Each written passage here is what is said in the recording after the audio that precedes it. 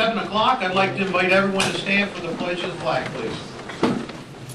Pledge allegiance to the flag of the United States of America and to the republic for which it stands, one nation, under God, indivisible, with liberty and justice for all.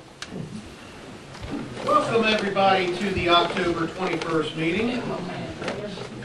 I just got a text message from Commissioner Van Reenen. He will not be attending this evening. I'd like to recognize some of the folks that we have out in the audience tonight. I see Mayor Kraus out in the audience. I see Commissioner Ginder. If we had one more former member of the town of Elkton, then we'd have a quorum out in the audience. But I'd also like to recognize Councilman Alan McCarthy with us tonight. So thank you all for coming this evening. Minutes of the October 7th meeting.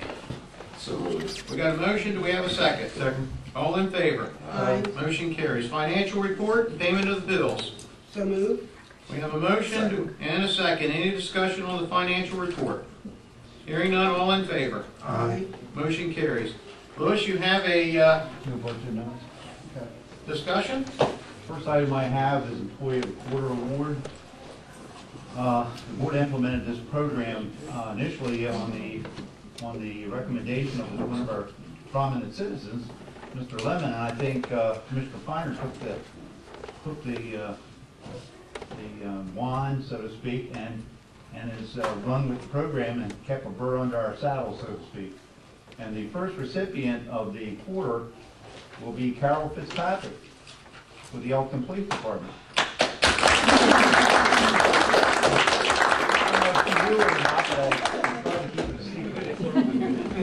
I'd like to read the following statement. Carol Fitzpatrick went totally above and beyond her role during the quarter with respect to rolling out the records management system, mobile field reporting system, a complex and demanding task. She worked double shifts to meet the needs of the department and always completed assigned tasks. She performed computer software installations, trained PD officers and record staff, worked on live scan, electronic fingerprinting system, worked shifts while staff attended training, scheduled recruitment activities, and was responsive to any and all inquiries of fellow workers. She exemplified the highest standard of effectiveness and efficiency and is to be commended for her contribution to the success of the Elkton Police Department and the town of Elkton. Well, Carol, we'd like for you to come down here and take this little award that we're going to give you, and I'd like to ask Commissioner Feiner to make the inaugural presentation to Carol, since he took it and ran with it. Let's all go down and get a photo.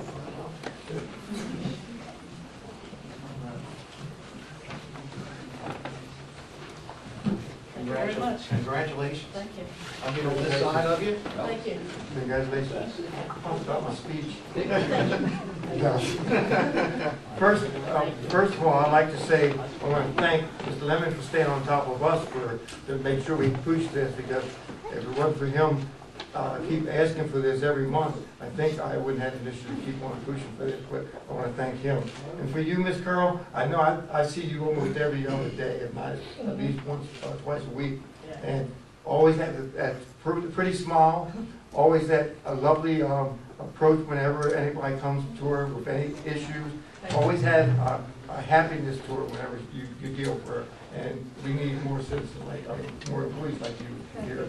Thank you, and on behalf of the town and the mayor and the commissioners. Thank you.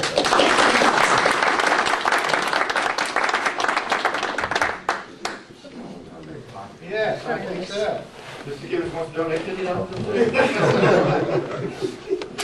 I would, that's a hard act to follow, but I would like to mention that another nominee, John Grayla, who works downtown, has been a very positive example of our team, and impressed, I guess he's very impressive to the local business people downtown, and the selection committee for the award would like to give him honorable mention and to thank Mr. Grayla for his positive contribution to the success of the town.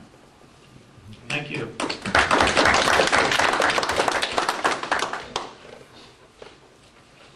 All right, your report, Lou. I'm still on, huh? Yep. The Next, a bid opening for wayfinding signs. The board is aware that we've been working with the State Highway Administration for many months in order to get this wayfinding sign project moving. And we've received one bid from William T. Gelberg, Inc., out of Washington, D.C., to fabricate these signs for a price of $47,500. Purpose of tonight's meeting is simply to announce that bid. I will come back at the next meeting with a recommendation. Lou, what did we budget on that? I think it was 50,000, or was it 75,000? That's for the installation and the signs.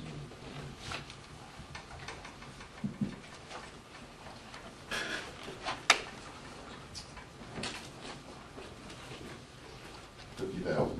Thank you. Well, at 2,500 to spare. Cut it short. The next item I have, American Energy proposals.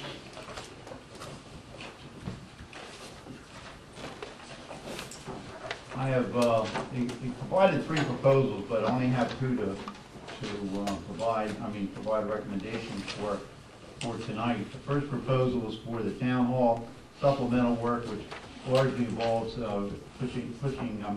installing LED lights outside the building and around the building. Based on the net cost of $8,990, we'll receive an incentive of $3,080 from Delmarva, net cost being to the town $59.10.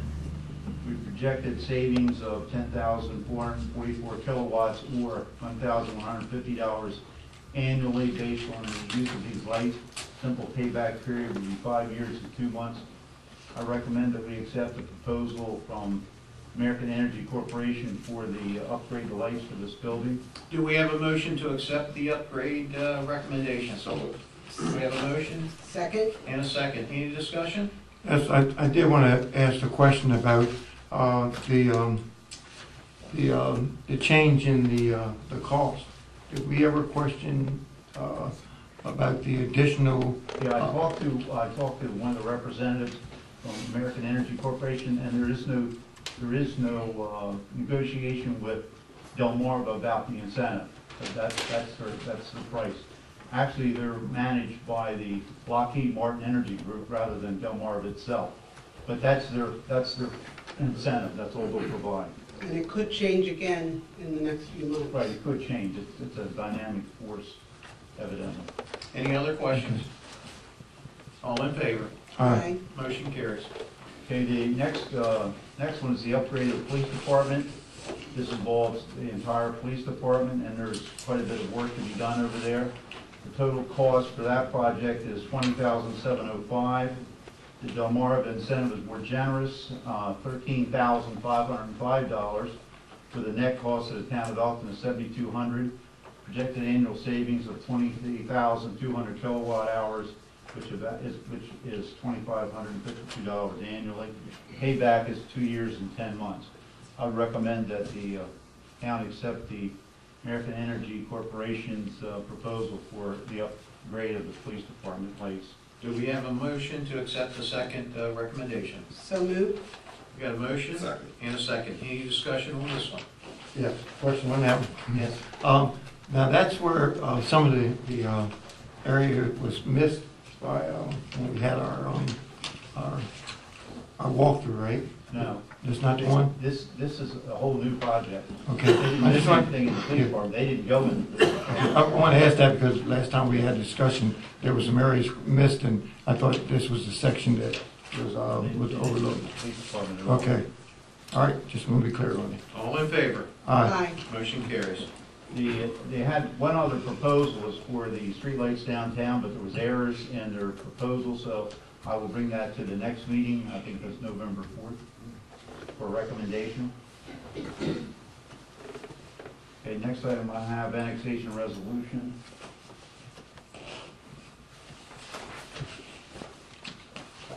Actually, there's two stages that we have to do this. The first is to accept the petition for annexation from Michael P. Calhoun, 206 Augustine Herman Highway, Elkton, Maryland. His property is located next to the Five Rivers Church.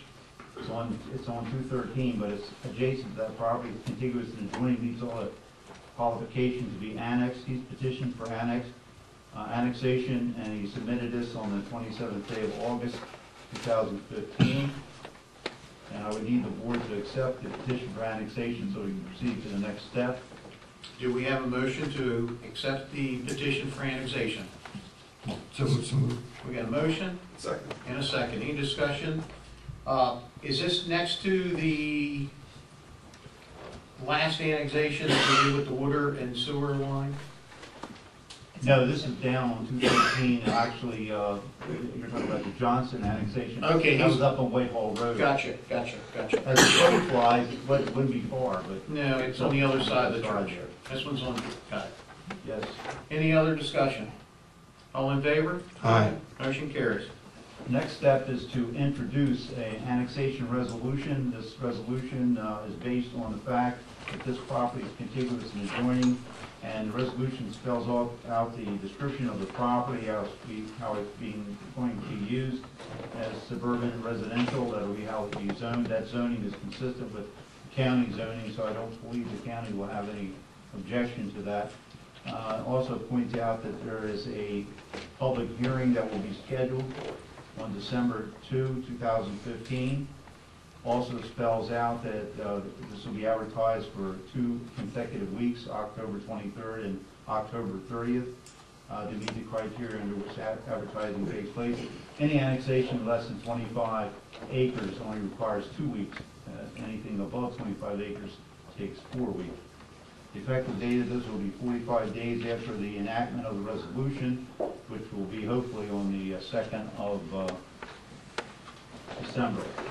I would recommend the board accept annexation resolution 83, 2015 for Mr. Calhoun's property for introduction.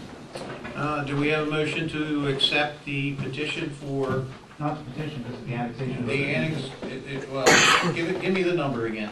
A3, 2015. A3 2015 resolution That's for introduction. for introduction. For introduction purposes only, I so move. We have a motion Second? and a second. Any discussion on this? All in favor? Aye. Motion carries. What we'll do now is notify the county council, the Cecil County Department of Planning, and Maryland Department of Planning of this resolution and the public hearing and the criteria under which it's annexed. And they would have a right to have commentary or present testimony at the public hearing on the 2nd. Typically, they would not do it for a parcel of this size. It's only 1.4 acres. Next item I have, Severn Trent O&M Agreement, 4th Amendment.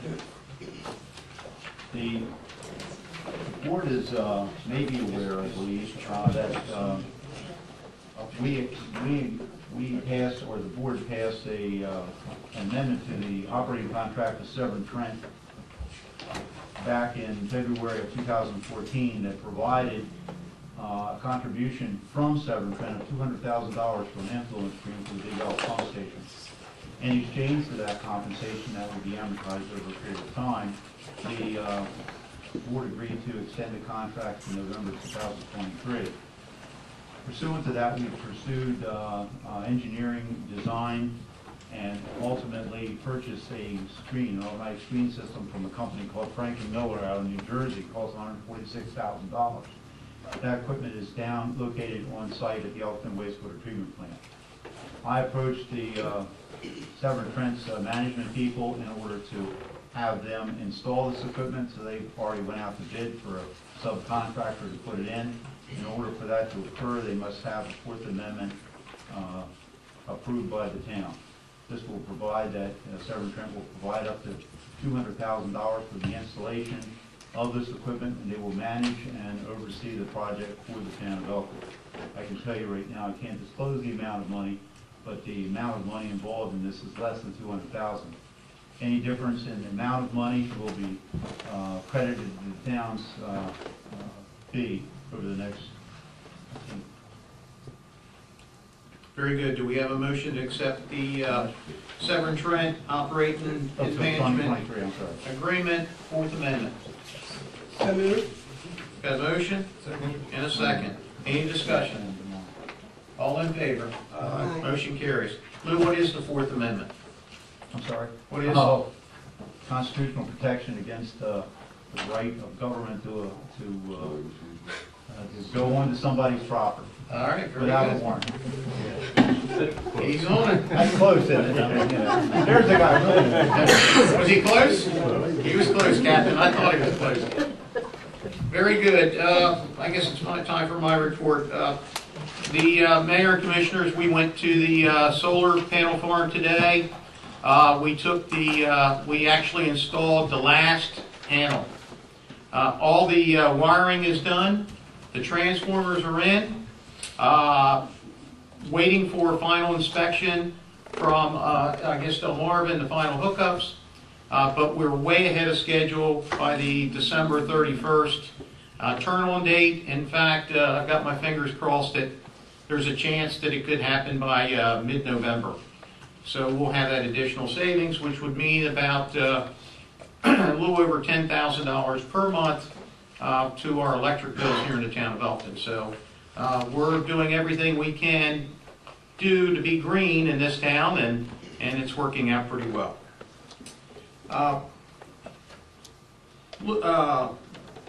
Dan, I got a question for you real quick, Dan Hanley. We had handed out the shut-off slips. Can you tell me how many shut-offs your guys had to put out on Tuesday? 620. 620. And help me understand, I'm trying to gather as much information as I can. It seems like every time that we have these shut-off notices, they're touched by everyone in this building.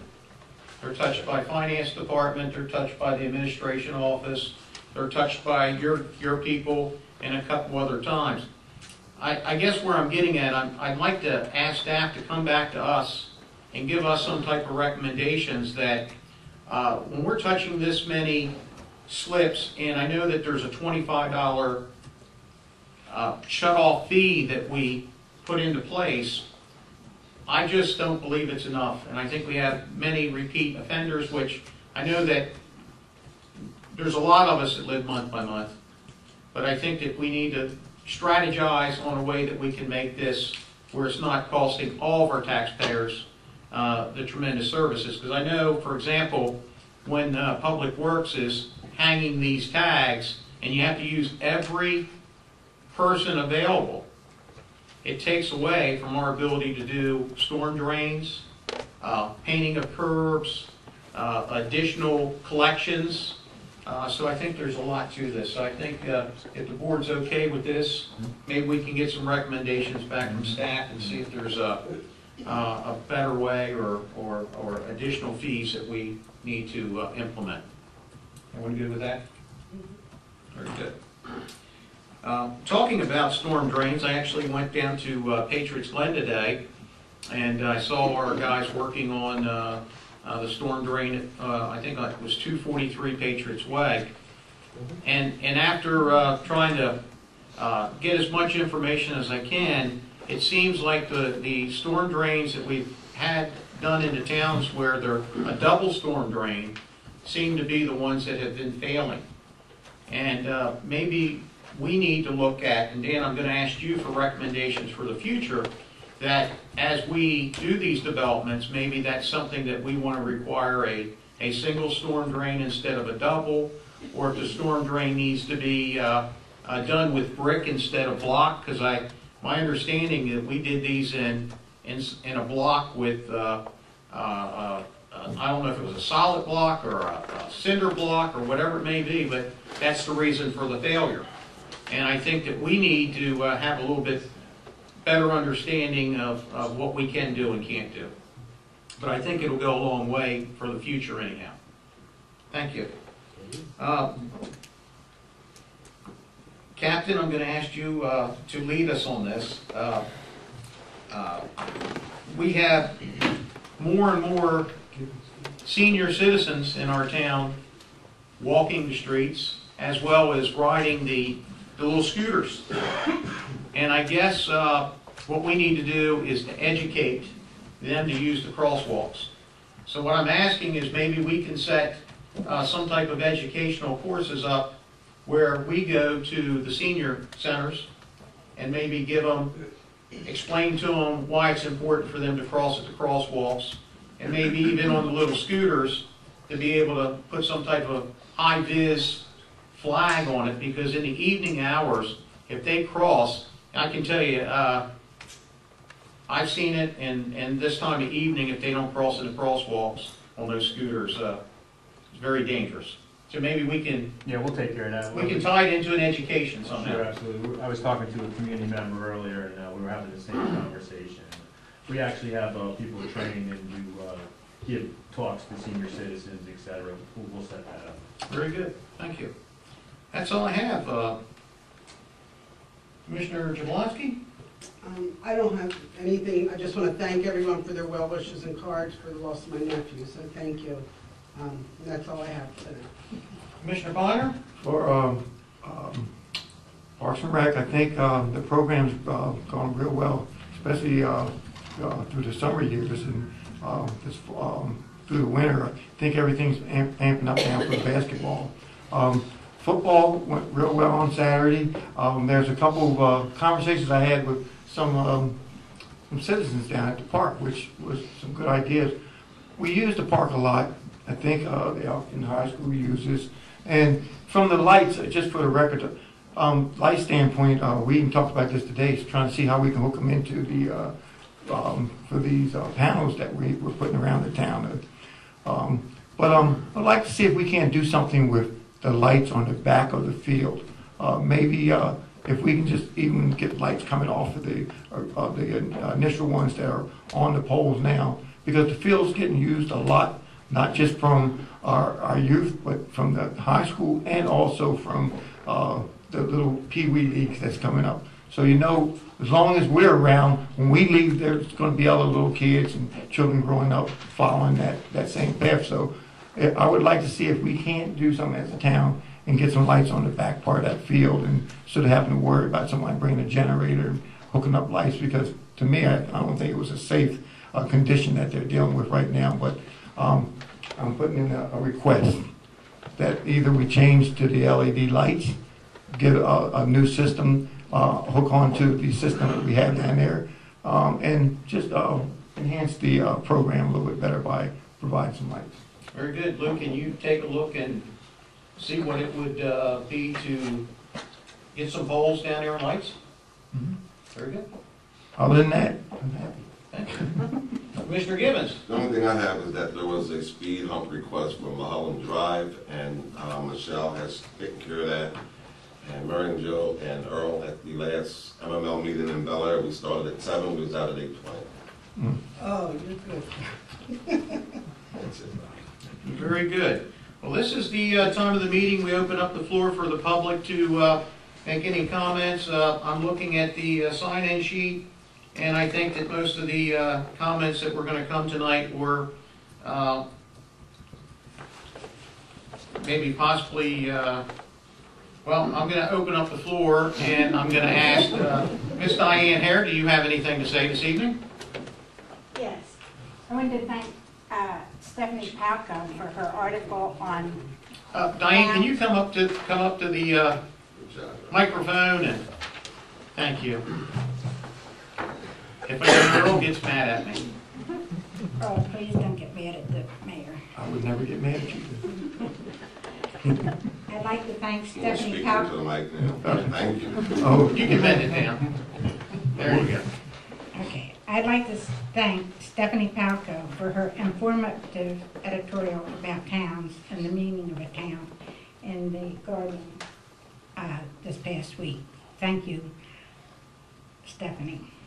Secondly, I just want to take a moment to perhaps enlighten the board and perhaps the public here tonight of just what a small business in Elkton does.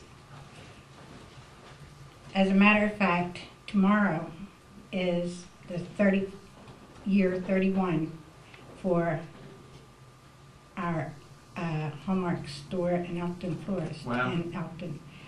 When I looked at my calendar and saw that and counted up the dates, I can't believe it. 31 years in Elkton.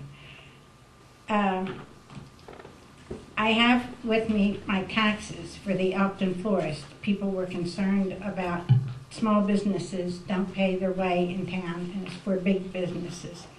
Our tax bill this year for the Elkton florist was $10,887.60. That's this year's taxes, and for the Elkton florist business. We're a very small business on West Main Street, and we employ 15 people, albeit some part-timers don't live in Elkton, but most of them are from Elkton. When the schools, hospitals, churches, and organizations want help, they come to the downtown businesses. They don't go to Sears and Roebuck, they don't go to Walmart, they come downtown knocking on our door. So I can't tell you how much we donate to these organizations, but it's quite a bit. That, my friends, is small town, small business. Thank you. Thank you. Thank you. And I have copies of Stephanie's article, if they want to read it. Okay, we got Miss Mary Beth Cole. Would you like to say a few words this evening? Thank you, Mayor.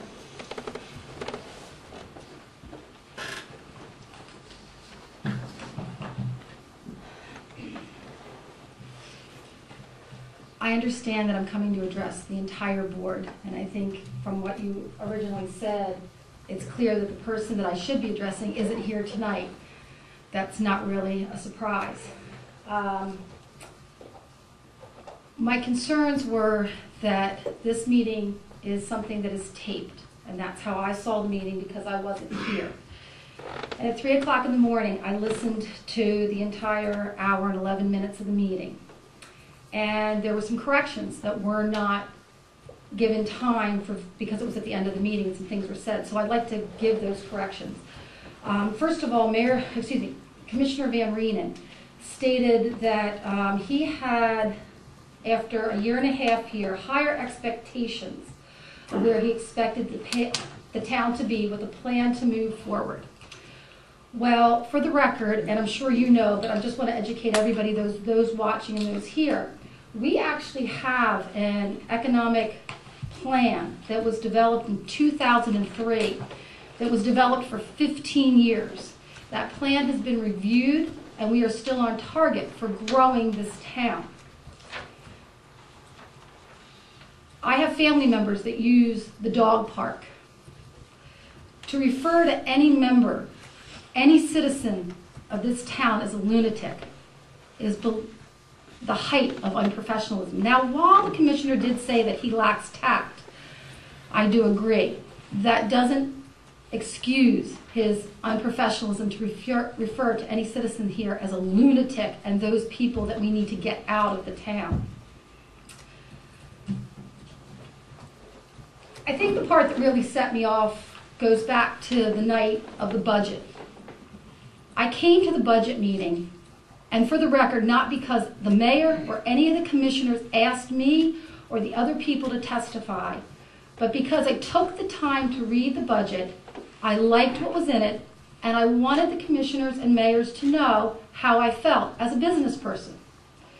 No, I don't live within the town limits, but as Mrs. Hare said, I pay taxes here. I pay personal property taxes here, taxed fees, you name it, to be able to run a business here. Yes, it is a small business.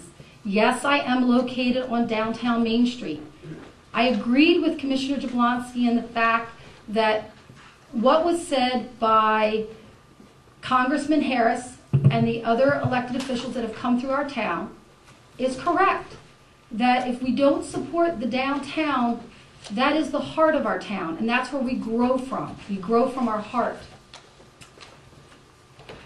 Finally, since Commissioner Van Reenen isn't here tonight, I won't be able to address the rest of the issues, but I do want to say this. And Commissioner Givens, you're an educator. So as an educator, you know when we tell our students that you're going to speak about something, you have to have citations to back you up or nobody's going to believe you. So I have 2 citations to back up what I'm going to say in conclusion. Number 1 comes from a 3rd grade textbook, McGraw-Hill. I'm sure you're familiar with them. They're a publisher. State and local government politics, 3rd grade.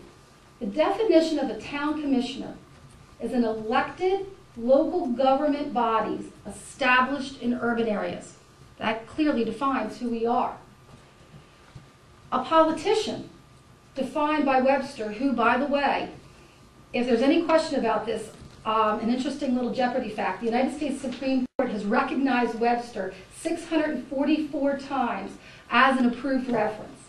A politician is a person who professionally is involved in politics, especially as a holder or a candidate for an elected office. Commissioners, Mayor, Commissioner Van Reenen, unless somebody can tell me different, did not have a gun put to his head when he applied to run for commissioner. Commissioner Van Reenen, on his own YouTube site, said that he knocked on doors to solicit votes to be commissioner. Commissioner Van Reenen put up political yard signs asking people to vote for him. Commissioner Van Reenen accepts a paycheck every 2 weeks from the town, a paycheck that comes from my hard-earned little business down on the main street of Elkton, and he signs that paycheck and he cashes that paycheck for a job that he's expected to be here to do. Yet, at the last meeting, at the 1 hour, 10-minute mark and 17 seconds, he says, "I did not want to run for election." Ladies and gentlemen, if he didn't want to run for election, but yet he sits here every week telling us that, oh, I could come up with a plan, but he hasn't. He tells us that he sees this town in a better place, but he's done nothing. He doesn't show up. He wasn't at the last workshop meeting. He doesn't come to the events downtown, the ribbon cuttings, the different events that we have. Then, ladies and gentlemen, my question to you is, what remedies do we have in our charter to remove or impeach such an elected official? Now, from where I stand, no, I did not use the Cecil County Public Schools. I went to school at Immaculate Conception. And yes, it is a parochial school that is chartered by a religious foundation. But that same religious foundation that it's chartered by is the 10 Commandments. And the 10 Commandments are on the top of the Capitol building in Washington, D.C., which is a government building. And in those 10 Commandments, it says, "Thou shalt not steal." To steal is defined to take something that is not yours, that you did not earn or work for. So I leave you tonight with this thought that I really wish that this entire board, mayor and commissioners, give serious thought to. I would like to ask at this time that Commissioner D.J. Van Reenen unequivocally, undisputedly, and unapologetically give his resignation to this board so we can appoint someone who would like to be here, give ideas, support this town so we can grow and become the people who we are, because we are Elkton and we want to go forward, and we're tired of an empty seat and someone complaining and giving isolated innuendo and threat that he has absolutely no backup for. Thank you. Thank you.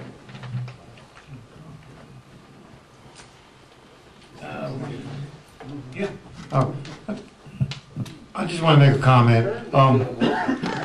The comment I'm making is basically something that I talked to someone last week about, which was a great idea, and I know it's been in the past that's been brought up. I had Michelle check into this, but I'd like to find out if the town, the mayor and the commissioners, would take into consideration in letting the taxpayers who own a business have a vote in the town of Elkton. So we're going to work on that. Just because I had Michelle check into, I think it's Rod and Son, who does that now.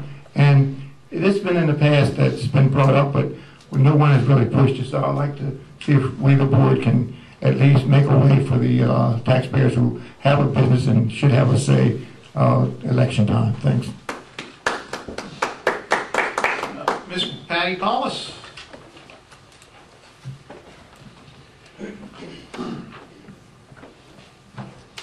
Good evening.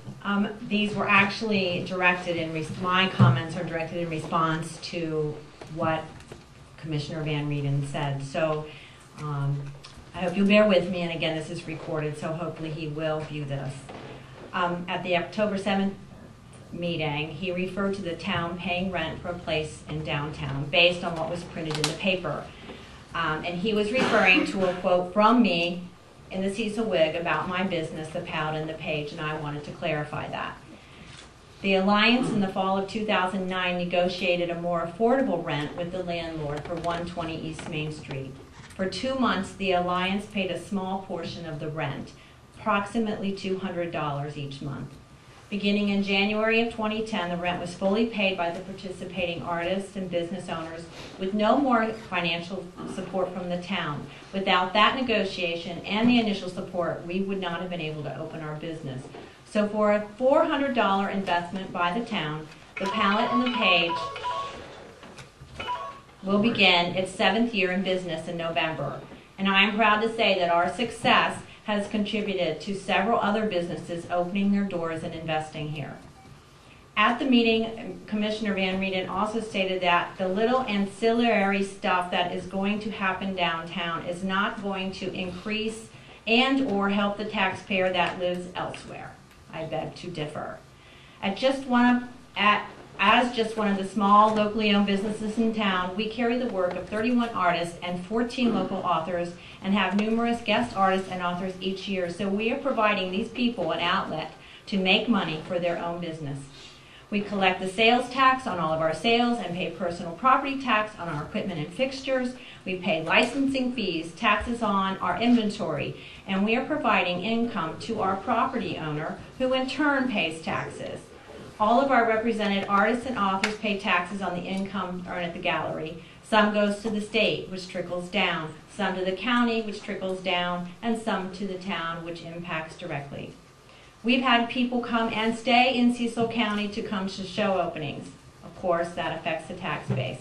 One couple actually stopped here on their way home from North Carolina to New Jersey, came back and stayed in an Airbnb in town, and shopped at everything that was open on that particular Saturday and ate at the town restaurants because they found the town charming and worth returning to. These two instances are representative of other ways the tax base is helped by just my small business alone in downtown Elkton. Our sales have increased every year over the prior year. We've been in business to the tune of approximately 30% per year, and it looks like this year it'll be higher than that, and we started during a recession. In July, August, and September, over 1,650 people visited our gallery, and we count, so that is accurate. And we were not the only stop in downtown. At least half were not from Cecil County. That's important because it means we are attracting people from other states, cities, and counties. According to the 350 Project, I quote, for every $100 spent in locally owned independent stores, $68, that's 68%, returns to the community in taxes, payroll, and other expenditures. If you spend that in a national chain, only $43 stays here. And when spent online, nothing returns to our community. And from a January 15, 2014 article, The Case for Investing in Downtown by Andrew Price, I quote, an essential part of becoming a strong town is to have a strong local economy, one that keeps as much money local as possible. And for this to happen, we need to create an environment that small businesses can thrive in, and an environment where people are willing to support them. We need family-owned businesses. They support local families, keep money in the economy, and create strong communities. And most importantly, they stop our towns from becoming overtaken by large chains and franchises that turn us into copy and paste towns by simply pasting their template into our town to milk out profit without contributing to the town's livability or uniqueness. He said he met with some of the vacant building owners, honestly, to get feedback from people who are downtown day in and day out. He really needs to speak to the small business owners in downtown. And I understand Diane invited him to speak with her. They have not yet connected. I would also like to speak with him. I don't believe he's been in our gallery. I would love for him to come down to downtown for our First Friday Art Loop, because there are people walking up and down this street, and they're enjoying this town, and they're spending money here, and they're spending their time here. I'd like him to come see the little ancillary stuff. That it's not ancillary. It takes time to rebuild a town. I personally have witnessed huge changes in the almost 7 years I've been a business owner. There is room for more, I would agree, but I believe it's happening. It seems to me there's a plan for our town. That is creating opportunities for small businesses in the downtown area to locate and be successful with support from the town, to decide what type of businesses are wanted, and that they should help support the tax base through payroll and sales. The Downtown Elkton Festival of the Arts, slated for next May, is part of that plan. All of these will lead to a stronger economic footing and will continue to increase the foot traffic, which makes for a vibrant community, which in turn attracts small business. I've seen it happen with my little business. I witnessed a change in our town for the better, and I know more is coming. And I apologize, but I think it needed to be said, and I sincerely hope. I apologize to you for you listening to me go on and on and on. I spent about 2 hours today writing this and doing research. And I feel very strongly, and I support what you're trying to do. And I just thank you so much. Thank you. Go ahead, Earl, you got a comment. Man, I don't know what's going on, but anyway, I had a chance to talk to one of the longest business owners downtown, and that was Mr. Ed Kimmel. Kimmel. Okay, I just call him Mr. Edward. And anyway, from Edwards Fashion, and one of the conversations that we had about we're starting to get a lot of activity and things going on down in town, and it's really good. But he wanted to find out how come we can't do something different than shut down the businesses on Saturday when we have our runs and stuff. And I know the mayor talked about this. And after our conversation, he said, Mr. Piner, would you at least bring to the board that we don't do anything on Sundays. It would interfere with the business owners. If we want to have our runs and everything, why don't we have it on the day that we're not running business? And a light bulb came off in my head. I knew that was my idea. But anyway, other than, no, that was Mr. Edwards. But other than that, I said, well, a lot of people that go to church, he said, oh, but they might go later instead of early. And I said, that would be a choice that we would have to make. So it was a great idea that maybe we might want to schedule some things. That way we could have activities Monday through Sunday. Nice thought. Not a bad thought. That's no one else signed up on the list, but this is the open floor. Mr. Alan McCarthy, would you like to come on down and say a couple words? Thank you very much. I had no intentions of coming to this meeting and speaking tonight, but I think that I owe the mayor, the council, and the employees of Elkton an apology. I also owe you an explanation, and I beg your forgiveness.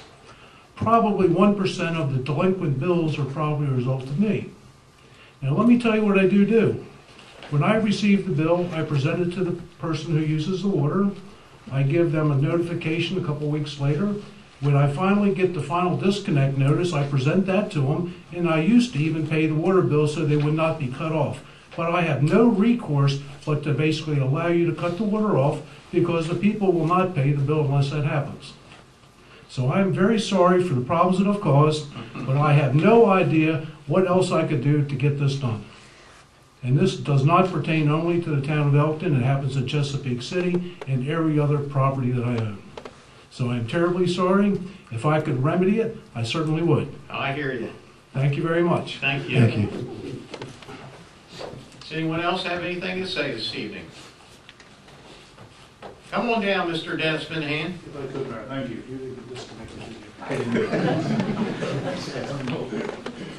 Thank you. Sure, but disconnected. Well, as most people, thank you, Mayor, Commissioners, as most people were aware, we were not at the last town meeting. So it was woefully expensive for us to watch the 1 hour online whilst roaming overseas. And I guess it's one of the things that concerns me greatly is opportunities being taken to discuss people's business in absence. I think is something that we need to avoid at all cost. I have never once had the opportunity to speak with the absent chair in relation to any of the plans that I or my wife Ingrid have in the town of Elkton. I most certainly haven't seen the changes that the businesses that have been here for 30 years and some for 7 years, but I can only comment on the businesses that we've had and done in the last 18 months. And I can assure everybody, having travelled significantly in the last 14 days, there's a lot worse towns. There's a lot more places suffering. But what those places don't have, and what I see tonight, is an actual heart, a heart of vision, a heart of wanting to do it right. To actually see online this evening the final plate being put in the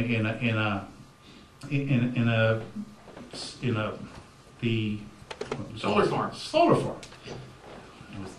Drink or lack of. The solar farm is just miles ahead of anywhere else. We travelled through Ireland, we were down in South America, and we're back. It's miles ahead of anywhere else.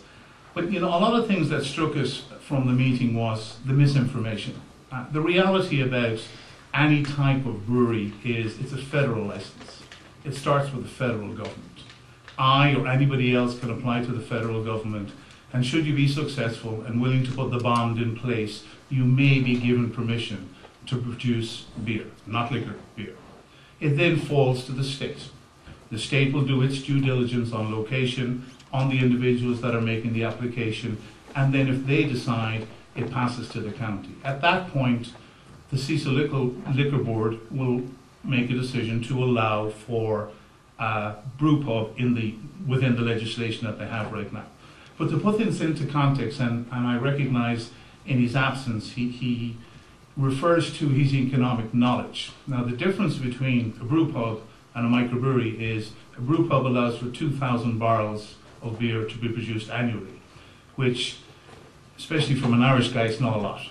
A microbrewery allows for 22,670. It's an economy of scale. The investment is largely the same. The potential to create sales is significantly different. So with the help of the Vice President of the Council, we were at a meeting where we petitioned for a Class 7 license. And a Class 7 license is not a bad thing. It just allows us or anybody else in the county or the town to receive permission to produce 22,670 barrels as opposed to 2,000 barrels for the same investment. Now, from an economic impact perspective, that is the difference between 2 jobs and 40 jobs. From a tax perspective, I don't even want to do the calculations because the tax starts at a federal level, moves to the state level, and finally it comes into the county level and so forth to the town. I think it's wrong to suggest that we would block anything. In fact, the reverse could be true. I could have taken it upon myself as a liquor license owner in the town of Elkton, and I believe, and correct me if I'm wrong, history has seen this, I could have stopped it or stopped anything within 1,000 feet of my building that doesn't constitute an activity that suits within the liquor license required. But consequently, had a facility been opened, I may have lost my license. Losing the license means when a hand closes down. Nobody thinks of the downside of that. But to the point of speaking and addressing to issues without ever having a meeting, and for most people, I'm readily available no matter where I am in the world. I most certainly have no issue responding to anybody at any time and any night. But not to come and discuss what is a rather large project. Now, the brewery project, one of the reasons that we had travel is we went and we looked at an awful lot of breweries. And the worst thing about looking at them is to really take it on board is you can't participate in any of their sampling and so forth. You really need to understand how they work. And what they do is they attract a phenomenal client base. Guinness right now are spending 520 million in the next 5 years in craft beer. It's $500 million, and it's all for the United States.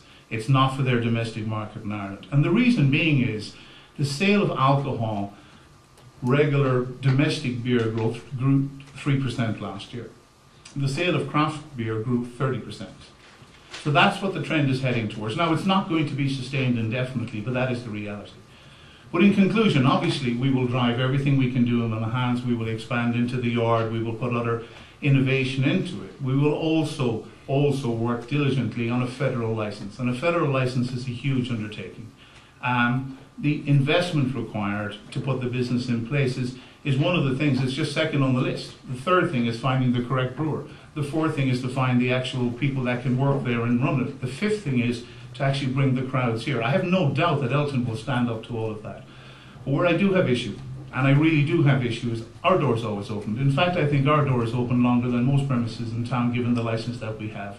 And I think it is disingenuous of, as a taxpayer, admittedly one of those that don't live in town, I think it is absolutely unfair that I can say with all honesty, he's the only commissioner that hasn't approached us and said, how can we help? What can we do to help? How can we do to move things forward? And the comment that sticks in my mind is, I don't feel safe downtown. I think is probably one of the most understated, naive political comments that have been made, and I know I'm on the record in saying that. It just makes no sense to state as an elected politician that you're not safe in the constituents that elect you. Thank you. Thank you. Do you have another comment? I have a comment. This is my night, okay? So anyway, you just have to deal with it. After sitting here, listening to the information that was given from Mr. Dennis, I appreciate that information because there's a lot of stuff that I have no clue about of your age. But after sitting here, I know that we talked about this a couple of months ago, and I know Lewis is probably saying, what is he going to say now? Get ready to figure this out, Lewis. I would like to put a face to that voice on those videos. A monitor coming this way, a button A and B saying that the person in monitor B is now talking, because it's a simple process. I think it's about time we do that because we have voices, but we don't have faces onto it. We just absorbed all that information, but the viewers are only going to see the back of that head. So I just want to say that, Lewis, would you check into that and see what it's going to cost to put a monitor and a switch from A to B to show that face? Thanks. Well, I think the first three speakers tonight, I would love to see them in the front. But the last two, I think it's a good move that we have some of the back. I just think it's about time we enhance this room. All right. So, Well, do we have anyone else would like to say anything this evening? Seeing none, this meeting is adjourned. thank you.